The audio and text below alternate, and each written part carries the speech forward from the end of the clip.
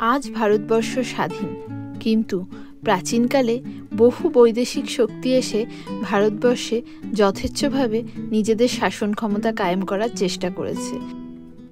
সেরকমই একটা শাসন ব্যবস্থা ছিল মুঘল শাসন ব্যবস্থা। সেই মুঘল শাসন ব্যবস্থার থেকেই খাওয়া দাওয়ার ডেলিকেসিটা কিন্তু ভারতবর্ষ সবচেয়ে ভালো শিখেছিল, বিশেষ করে উত্তর ভারতের মানুষেরা। সেই রকমই একটা ভীষণ সুন্দর খাবার হলো চিকেন টিক্কা কাবাব। কাবাব তো বরাবরই নর্থ ইন্ডিয়ার ভীষণই জনপ্রিয়, তো আজ আমি বাড়িতে বানিয়ে ফেলেছিলাম চিকেন টিক্কা কাবাব। 4 জুলাই আমেরিকার ইন্ডিপেন্ডেন্স ডে উপলক্ষে আর বাড়িতে সবাই থাকার জন্য বানিয়ে ফেলেছিলাম মাটন বিরিয়ানি। এদিকে সাথে সাইডস না হলে তো হয় না, বাড়িতে শসা না থাকায় কুকাম্বার রায়তাও বানাতে পারছি না, তো তখন কি করি, তাই ভাবলাম বোনলেস চিকেন যখন বাড়িতে ছিল বানিয়ে ফেলি চিকেন টিক্কা কাবাব। সাধারণত আমি রান্নার রেসিপি খুব একটা শেয়ার করি না, কারণ আমি যে খুব ভালো রান্না করি আমার সেটা মনে হয় না। আমার থেকে অনেক ভালো ভালো রান্না অনেকে করে, কিন্তু আজকে যখন চিকেন টিক্কা কাবাবটা খাওয়ার পর মনে হলো এত ভালো হয়েছে যে এই রেসিপিটা আপনাদের সাথে সাহস করে শেয়ার করাই যায়। রান্না করতে করতে আমেরিকার একটু রোজ নামচা আপনাদের সাথে শেয়ার করি। আজ তবে ঘটে গেছে কিন্তু আমেরিকায় একটা বিরাট দুর্ঘটনা। আমেরিকার টেক্সাস প্রদেশে আজকে ফ্ল্যাশ ফ্লাডের জন্য বহু মানুষ মারা গেছে। আমেরিকার ইন্ডিপেন্ডেন্স ডের দিন এত বড় একটা দুর্ঘটনা কল্পনাই করা যায় না।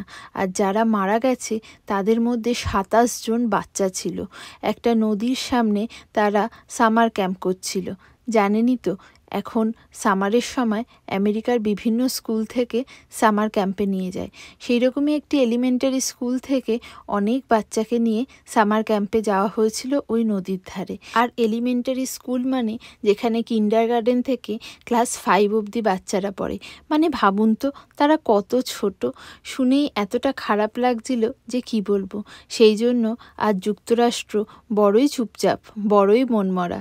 ইন্ডিপেন্ডেন্স ডেটাকে কোনো রকমে একটু সেলিব্রেট করতে হয় বলে সেই রকমই করা।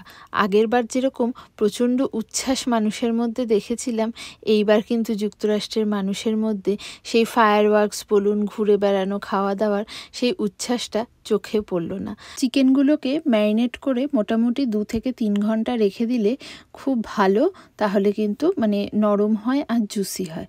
তো সেই রকমই রেখে দিয়ে তারপর একটা প্যানে অল্প পরিমাণে তেল নিয়ে একদম স্লো আছে, স্লো টু মিডিয়ামও করা মনে হয় উচিত হবে না, একটু স্লো আছে, ধীরে ধীরে এই চিকেনগুলোকে একটু ভাজা ভাজা করার চেষ্টা করলাম। প্রথমেই চিকেনগুলো ভাজা ভাজা হবে না, প্রথমে এই চিকেনগুলো থেকে একটু জল বেরোবে। প্রথমত চিকেনটা ফ্রোজেন চিকেন, জানেনই তো এখানে সব কিছুই ফ্রোজেন পাওয়া যায়, সেই জন্য একটু জল তো বেরোবেই। তার উপর আবার চিকেনটাতে ম্যারিনেশনে দিয়েছি দই, তো সেই ক্ষেত্রে তো আরও বেশি পরিমাণে জল বেরোবে, আর ওই জলেই কিন্তু চিকেনটা পুরো সেদ্ধ হবে। দেখছেন ধীরে ধীরে কীরকম জল বেরোনো শুরু করেছে। মাছ ভক্ত বাঙালি হলেও আমরা এখানে মাছের অপশান খুব কম পাই। ওই বেশিরভাগই তেলাপিয়া, তারপর বাসা, বারমুন্ডি এরকম টাইপের মাছ, যেগুলো সাধারণত ঝোলে খাওয়া যায় না। আর স্যামন মাছ তো একবার খেয়ে দেখেছিলাম, এত বিচ্ছিরি লাগে। সেই জন্য আমাদের এই চিকেনের ওপরই কিন্তু ভরসা করতে হয়। ডিম আছে, মাটন আছে, তাও তো ভাগ্যি যে এখানে মাটনটা পাওয়া যায়। জার্মানিতে থাকাকালীন তো আমরা মাটনও পেলাম না, এই চিকেনের পর ল্যাম্ব অপশান ছিল, তো ল্যাম্ব খেতে একদমই ভালো লাগতো না, কারণ ল্যাম্বের চর্বিটা বড্ড মোটা হয়, সেই জন্য অতটা ঠিক পোষাতো না। চিকেন খেতে খেতে মনে হয় আমাদের পেটে জার্মানিতে একটা পোলট্রি ফার্মই হয়ে গেছিলো। যাই হোক, ওখানে চিকেনটা স্লো কুকড হচ্ছে হোক, আর এইখানে চিকেনটাকে আরও সুন্দর করে খাওয়ার জন্য আমরা কিছু সবজি কেটে নেব। একটুখানি পেঁয়াজ কাটবো, একটুখানি ক্যাপসিকাম কাটবো, আর গার্নিশিংয়ের জন্য একটুখানি টমেটো নেব। এই 3টেই আপাতত বাড়িতে আছে। ইচ্ছা করলে আরও সবজি দেওয়া যায়, গাজর টাজর, কিন্তু বাড়িতে যেহেতু এই 3টেই আছে তাই এই 3টেই দিই। আর ক্যাপসিকাম হচ্ছে আমাদের বাড়িতে সবাই পছন্দ করে। রিভু তো কাঁচা কাঁচা ক্যাপসিকাম, ওকে আমি এরকম ছোট ছোট করে কেটে দিই, ও সুন্দর বসে বসে খেয়ে নেয়। ও ক্যাপসিকাম আর টমেটো খেতে ভীষণ ভালোবাসে। আর এই যে সার্কেল করে একটু ক্যাপসিকাম কাটার চেষ্টা করছি, সেইটা হচ্ছে গার্নিশিংয়ের জন্য। এই রান্নাটা পরোটা দিয়ে খেতেও খুব ভালো লাগে। কিন্তু নেহাত আমাদের বিরিয়ানি করা ছিল, সেই জন্য আমি আর পরোটাটা নিইনি। তবে পরে একদিন ভেবেছি এই জুসি চিকেন টিক্কাটা পরোটা দিয়েও খাবো। চলুন, সব সবজি কাটা রেডি। এখন দেখি চিকেনের কি অবস্থা। বাহ, কি সুন্দর চিকেনের ওপর হালকা হালকা একটুখানি বার্ন লুক হয়েছে, দেখুন। দেখতে কিন্তু বেশ ভালো লাগছে।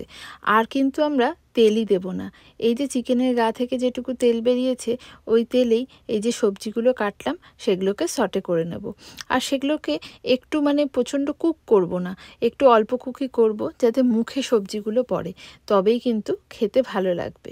চিকেনগুলো বেশ সুন্দর কুক হয়েছে, আর সবচেয়ে ভালো লাগছে সেটা দেখতেও বেশ ভালো হয়েছে, তাই না বলুন? তো চলুন, এইবার আমরা এই যে সামান্য গায়ে গায়ে তেল আছে তার মধ্যে দিয়ে দিই সমস্ত সবজিগুলো।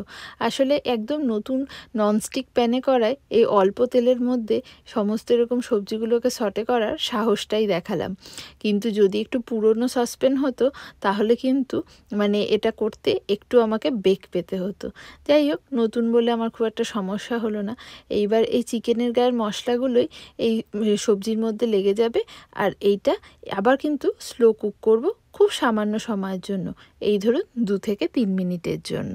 ভিডিওটা চলতে চলতেই আপনাদের সবাইকে প্রথমেই জানাই অনেক অনেক ধন্যবাদ আমার পাশে থাকার জন্য, আর আমার 2000 সাবস্ক্রাইবার পূরণ হওয়ার জন্য।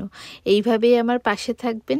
আর যদি আমার এই রেসিপি বা আমার অন্যান্য ব্লগ ভিডিওগুলো ভালো লেগে থাকে তাহলে অবশ্যই লাইক, কমেন্ট, সাবস্ক্রাইব আর শেয়ার করে আমাকে এগিয়ে নিয়ে যেতে সাহায্য করবেন। বিশাল তো খুব পণ্ডিত না রান্নাবান্না বা গার্নিশিংয়ে, তাই নিজের মনের মতো করে একটু গার্নিশিং করলাম। চিকেনটা রেডি হয়ে গেছে, এবার সেটাকে সার্ভ করছি সুন্দর করে, চেষ্টা করছি অবশ্য। আর সেটা আমরা মাটন বিরিয়ানির সাথেই আজকে কিন্তু খাবো। তো মোটামুটি 4 জুলাই আমেরিকার ইন্ডিপেন্ডেন্স ডে উপলক্ষে আমাদের লাঞ্চটা কিন্তু বেশ ভালোই জমে গেল। রেসিপিটা ট্রাই করবেন, আর যদি রেসিপিটা করার পর আপনাদের মনোমতো হয় তাহলে কিন্তু অবশ্যই কমেন্ট বক্সে আমাকে জানাবেন যে কীরকম লাগলো আপনাদের। এই দেখুন, এসে গেছে মাটন বিরিয়ানি। এই মাটন বিরিয়ানির সাথে এই চিকেন টিক্কা কাবাব কিন্তু বেশ জমে যাবে। আজকের ভিডিওটা এখানেই শেষ করছি। সবাই খুব ভালো থাকবেন, সুস্থ থাকবেন আর সাবধানে থাকবেন। খুব তাড়াতাড়ি পরের একটা নতুন ভিডিও নিয়ে আপনাদের সামনে হাজির হব। তাহলে আজকে এখানেই শেষ করছি। 2025 সালটা কিন্তু খুব একটা ভালো যাচ্ছে না। নমস্কার।